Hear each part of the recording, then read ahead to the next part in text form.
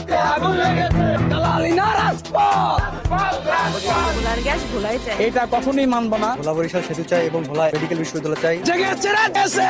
ভোলার গ্যাস ভোলার বাসীদেরকে ব্যবহারের জন্য উপযুক্ত করে দেওয়া হয় যে একটি বিচ্ছিন্ন দ্বীপ, এই দ্বীপে আমরা একটি উন্নত মানের মেডিকেল কলেজ চাই।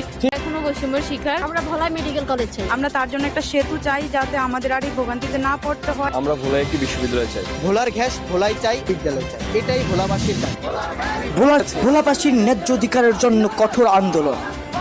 স্যার ওই যে তিনজনকে দেখা যাচ্ছে, ওই তিনজনকে আমি চিনি স্যার। ওই তিনজনের নেতৃত্বেই এই আন্দোলনটা হচ্ছে স্যার। পায় না। আর স্যার আমরা গ্যাস তো বিনামূল্যে চাইনি, আমরা নির্দিষ্ট একটা টাকার বিনিময়ে চেয়েছি। আমাদের এখানে বিশ্ববিদ্যালয় নেই। আসলে স্যার এই ভোলাতে জন্ম নেওয়াটাই মানে আমাদের ভুল। আমাদের ভোলাটা তো একটা দ্বীপ, খুবই উত্তরে উত্তাল মেঘনা নদী।